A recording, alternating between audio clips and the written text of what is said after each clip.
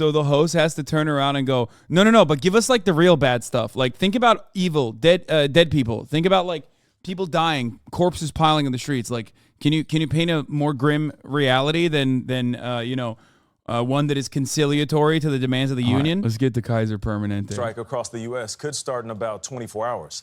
Tens of thousands of healthcare workers at Kaiser Permanente are threatening to walk out if a new contract is not reached by tomorrow's deadline. Our consumer investigative correspondent, Anna Werner, looks at the potential impact. Anna, good morning. Oh, good morning, Nate. Yeah, Kaiser Permanente and union leaders began the negotiating in April of this year, but the workers' contract expired on Saturday. Now, if they're unable to reach an agreement, more than 75,000 healthcare workers will go. Dude, I didn't even read a single thing about this. Let me tell you, okay? I know exactly what they're striking for. Are you ready? Didn't read a single piece of information on it, okay? Staff more nurses. Staff more nurses. Increase nurse pay and staff more nurses. It is fucking insane. They never get any benefits. They rarely ever get time off, and they are stretched too thin.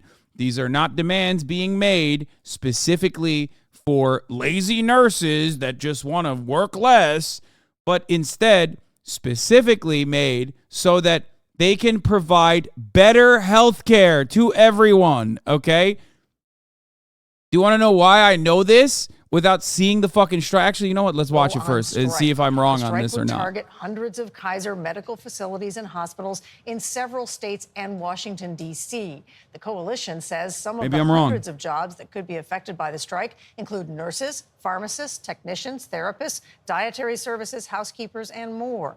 They say they're calling for safe staffing levels and higher wages. Yeah. You want to know why I was right without actually fucking reading a single line here? Because it's been the consistent fucking problem. Pre-COVID, post-COVID, during COVID. It's literally the same. Talk to a single fucking nurse. Talk to any healthcare professional that isn't a fucking doctor, and they will tell you how insane the situation is.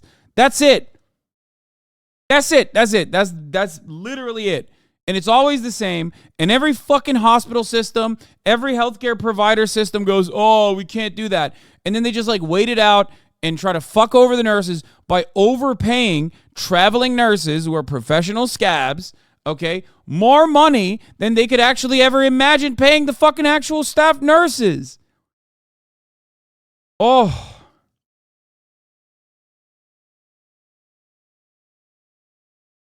Doctors don't do shit. Yeah, okay, dude. Come on, brother. Kaiser Permanente said its goal is to reach a fair and equitable agreement and that it's hired 22,000 frontline employees so far this year. If a deal is not met, the workers would strike Wednesday for up to 3 days. Patients might experience delays or cancellations, including those who need to fill a prescription or need lab work or x-rays. So it's a big deal. Yeah, it's like, it's never, this has always been consistent. Just every single instance, every single time there's any labor action on the healthcare side, this is always what they are demanding. They are so insanely fucking reasonable, okay? Better wages, increase wages, okay, which is totally understandable, and hire more nurses. It's so fucked. Full-time nurses. A lot at stake. There's something happening with unions in the country these days. Yes, like a scene out of that movie. Experts we spoke to yesterday said there is. There is. Yep. Remember that movie? Mad as Hell, not going to take it anymore. Something happening. Thank you, Anna. Good to have you at the table. Nearly 75,000 Kaiser Permanente workers are expected to walk out on October 4th if an agreement to resolve a staffing crisis is not. Yeah, the real problem on October 4th is when potential Kaiser Permanente healthcare professionals walk out, okay? That's the real problem, not the fucking the emergency sound you will hear from your fucking phone, okay?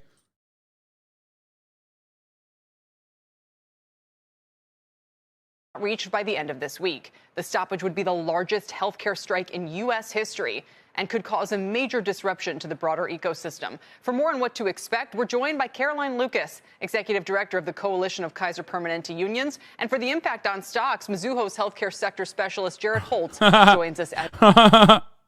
That's crazy. Dude, this is such a sick setup. They're like, hey, guys, on the one hand, we have the people that are making these demands, a representative from the union.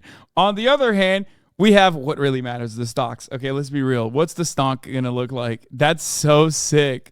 As well, welcome to you both. This is more honest than any other kind of mainstream media coverage on union action. I'll take it. Here's why. Okay? Because they rarely ever show these two conflicting values in such obvious terms, okay? It's like a fucking, it's like if I had an alarm at the top of the hour that said like, 3-minute ad break incoming, instead of just doing a segue, okay? This is dialectics? Yes, it is. It is. I love that. I love that they're basically saying like, whose side are you on? Moneyed interests? The nurses are there. They just don't let enough work for each shift. They started having us rank our patients by acuity, aka how much work/care they require. And the higher the ranking, the more nurses are called for. So we lie if we have to, then we get enough staff. I'm sure that won't last. A resident nurse has chimed in. A resident nurse and also famed writer, producer, actor from Pixar Sodas from Episode 1 podcast.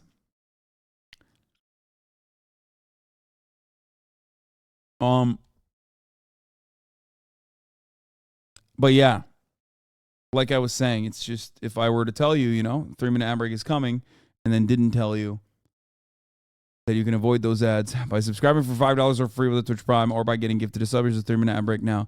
Yes, guys, I will not be giving autographs. I am Diet Mountain Dew, okay? That's me.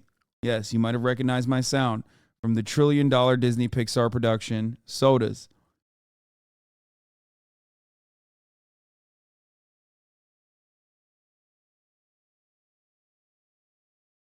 Bro, these dudes are still fighting. What the fuck?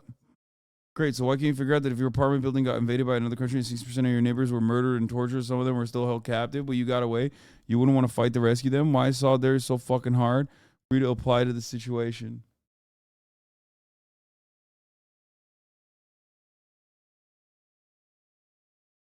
Oh my God.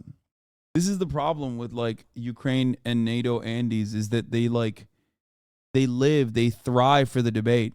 Like, you think owning this fucking guy is going to change anything, brother? What are you doing? Like, don't worry. $20 billion is going to go to Ukraine, whether that guy says whatever he wants or not, okay? It does not matter.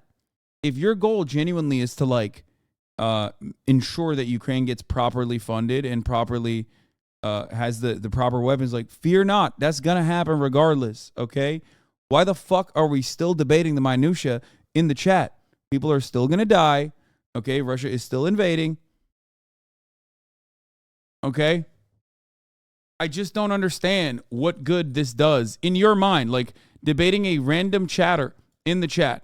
What does this do for you? And the same goes for the other chatter too. No, they're just lashing out because I called him a lib. I mean, but I just don't get it. I don't get why. What is happening? My ask is, where was this energy for Muslim countries? What?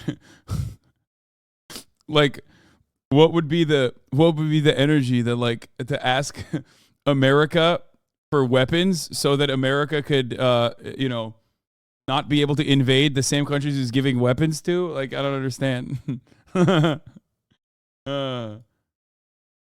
Wow, what a fucking youngest flexer in the game, dude. Look at this guy. He bought this golden Kappa for 13 grand, okay?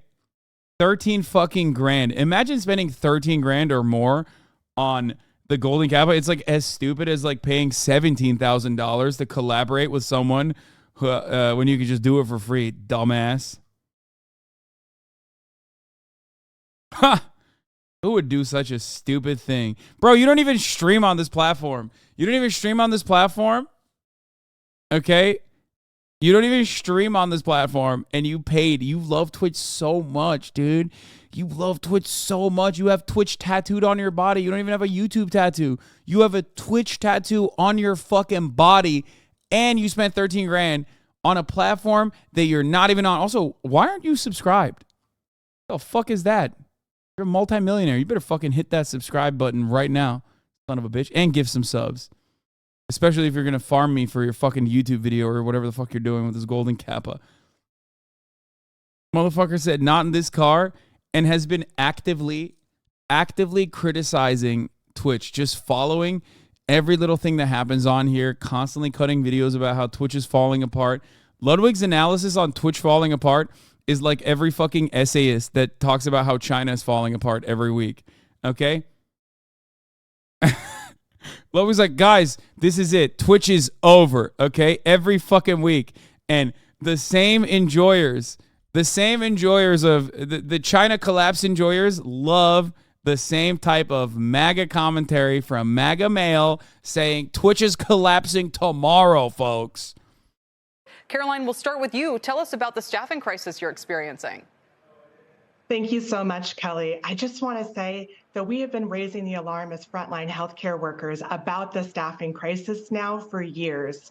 We are really concerned about the impact to not just worker safety, but also patient care of continually working short. And Kaiser executives are not showing up with the urgency needed to address this short staffing crisis. So as I read here, patients are seeing, and these are, I assume, mostly hospital patients, wait times for appointments, medication, x-rays, phone responses. Same with pharmacists, yes. Are intolerable and in some cases at dangerous levels. Kaiser wants to raise premiums by 15% while providing less care. Do I sort of have that right as you guys see it? Kelly, you nailed it. We are really concerned about a healthcare system that is showing up in a way that undermines the staffing levels needed to deliver the safe patient care that you and I as consumers count on. By the way, 75,000 workers out of 85,000 may walk out. Is that because those 10,000 are critical? It's one thing where we're talking, I'm not saying the auto workers aren't essential, but, you know, nurses, and that's a whole other level. You know, absolutely. Every single one of our healthcare workers wants to be bedside with their patients. That's what they signed up for. That's what they worked on throughout the pandemic. That's where they. Can someone please explain to me why the Dems would vote McCarthy out since they'll never get a Dem in the seat until maybe 2024? Wouldn't they want McCarthy, as he is definitely more moderate and cooperative than whatever piece of shit Matt Gaetz tries to get in? On what planet was McCarthy more cooperative and a centrist? McCarthy literally reneged on a previous offer to fucking fund the federal government and also allowed a fucking Hunter Biden, Joe Brandon fake-ass impeachment proceeding to continue. If he's the most moderate Republican they have, like, it's cooked anyway, which it is, for the record. That's what happens when you lose elections, by the way. Like, he's not a moderate, okay? It doesn't matter who the fuck is in that position. They're going to be psychopaths regardless, okay? And also, chaos in the Republican Party is a good thing for the Democratic Party. It makes them look like clowns. It's a fucking clown show over there. They're infighting for no particular reason. And that is certainly a good thing for, like I said, the Democratic Party. They want to be today, tomorrow, and next Wednesday, but tens of thousands of healthcare workers, frontline healthcare providers, feel like they can no longer show up in good faith if we are not having the staffing levels needed to provide the care that we count on. So do you think a strike is going to happen? If it's never happened before, what do you think the reaction by patients and so much else is going to be? And what are the sticking points? I mean, in the UAW strike, it all seems to come down to wage negotiations. Is that the case here? Staffing are the sticking points. And what we want is simple. We want Kaiser executives to bargain in good faith with frontline healthcare workers.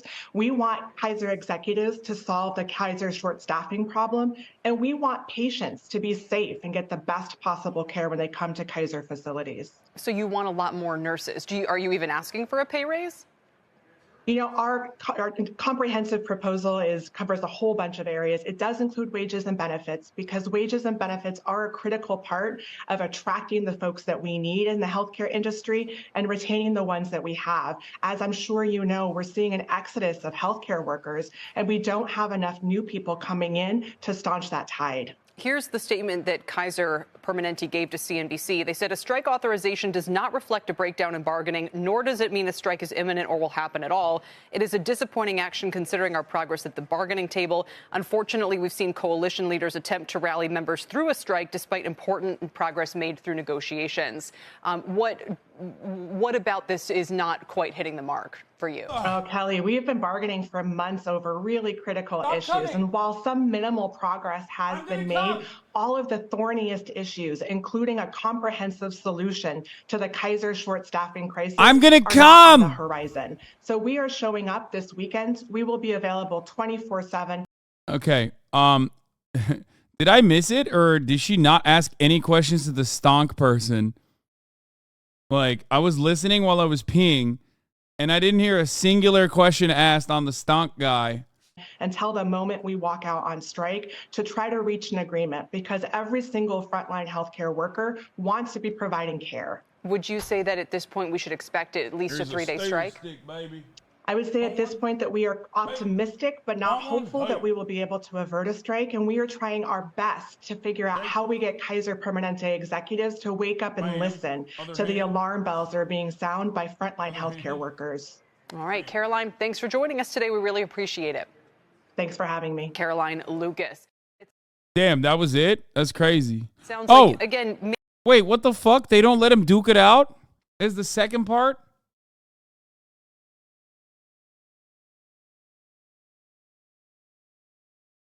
Note of caution, this is also coming from Hannity, so you know. Yeah, but Hannity literally has direct access to Donald Trump. He sucks his dick every night. So I feel like he might have access to information that we do not have access to. You know what I mean? That we are not privy to. Anyway, let's keep going. Maybe this starts as a 3-day effort. Unlike with the auto workers, you can't imagine something like this could really drag on. Kelly, thanks for having me. I agree. It doesn't sound like this is going to be a major fiasco for the company or the stocks in healthcare. You know, we're looking at a 3-day strike potentially. I think this is one of the many issues that's impacting the healthcare sector and the medical device space more specifically. But to Caroline's point, I think there's a lot of optimism. Obviously, it may not happen, but even if it does, we're looking at a few days. So at worst, we're looking at some deferred procedures that will take place over the coming weeks or months. Before talking about medical devices in particular, what would happen if hospitals and maybe some that are not public? This stock guy is like giving more of a favorable to the union side talking point. So the host has to turn around and go, no, but give us like the real bad stuff. Like think about evil, dead people. Think about like people dying, corpses piling in the streets. Like, can you paint a more grim reality than one that is conciliatory to the demands of the union? Publicly traded or anything like that, but if they had to increase staffing levels to what this union would like to see happen. Oh, never mind. She said, well, I think that's is really it feasible? Or the demand's feasible? Question for Kaiser at the end of the day in terms of how many staff some of the workers there feel are needed to supplement the existing workforce and things of that nature. But I doubt it would really impact the ecosystem beyond, the 40 to 50 hospitals that they're operating and a lot of the other physician office spaces that they own as well. So it's really much more specified for them and less for the broader network. Yeah, it's been just an intense couple of years for the healthcare sector in particular, having to kind of go through COVID, coming out of it, and then feeling like now they have chronic staffing shortages. So you mentioned medical devices. Let's talk about why this area in particular could see more fallout. Talk me through that. Well, there are so many cross currents taking place in medical devices. We have obviously the biggest one has been the impact that these obesity medications could have on the broader space. You and I have talked about it at length before in terms of, what the weight loss medications are going to do to delay or defer. Yo, this is kind of sick. What the fuck? CNBC is like gamified shit. to this degree, I kind of like it. Can you imagine if CNN did this? But like instead of just stock options or stock ownership, they also fucking put like corporate subsidiaries that this person is like lobbied for. You know what I mean? I mean, obviously they would never do that because then like the entire screen would be lit up every time someone comes on to talk about like how Vladipu is worse than Hitler and is definitely doing Hitler stuff. And the only way to stop it is by buying HIMARS from Raytheon or whichever fucking company makes it. And that we also need to put HIMARS inside of Taiwan. You know? That sort of thing. The screen would just be like filled to the brim with all of the military attachments.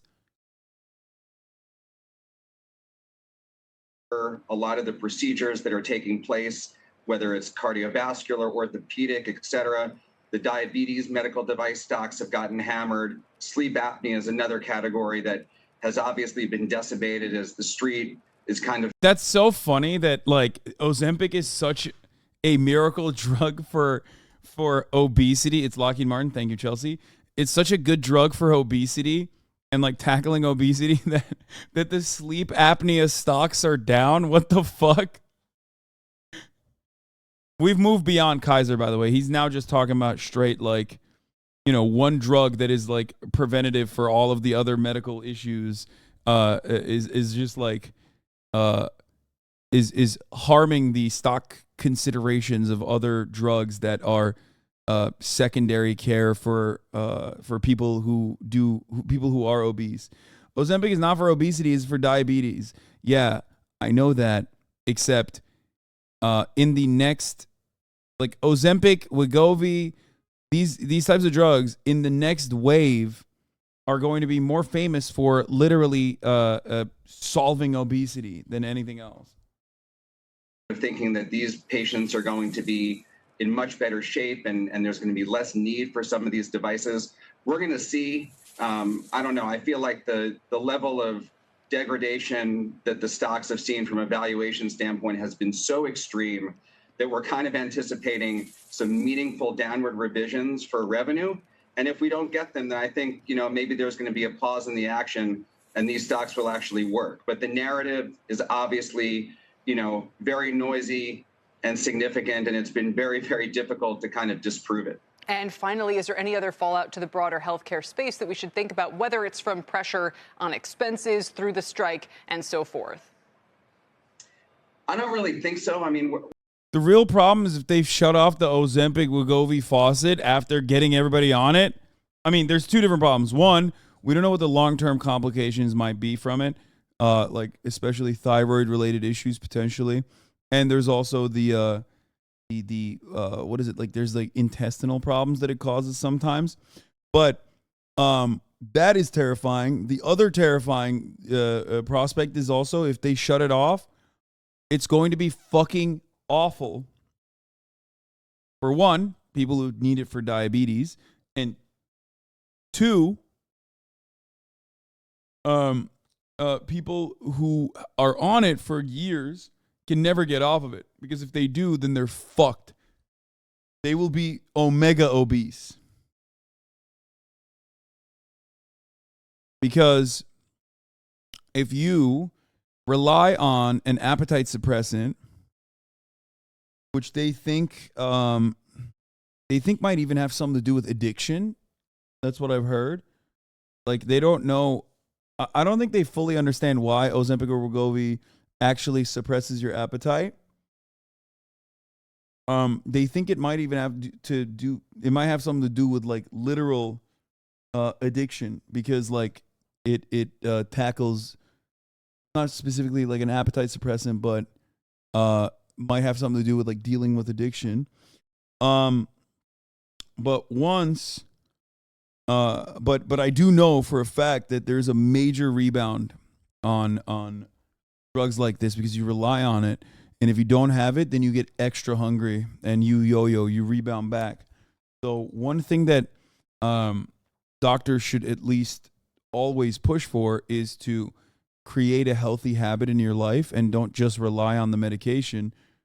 But if people aren't doing that and they're still eating like shit, but eating much, much less because they have no appetite for it, I don't know.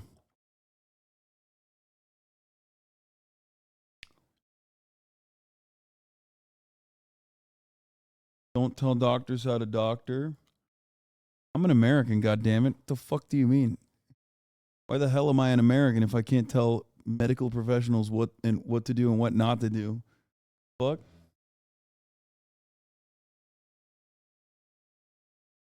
Kidding me? I'm a fucking idiot, dude. I love hearing my own goddamn voice. That's like part of being an American. We're looking at some of the impacts that, some of the suppliers and device companies are going to kind of be held with over the near term. The strike is kind of a near term issue and one that has really crept up over the past couple of weeks. And hopefully, that risk subsides sometime this weekend into next week and we can all kind of move forward. But I don't think there's going to be a major issue with respect to insurance companies or providers as a result, at least not obviously. Well, I'm very curious if this happens, or even if it gets close, if we could really see it spread to other parts of the not the workforce, but the healthcare workforce in particular. Jared, thanks so much for your time today. We appreciate it. GMA cover story, sexual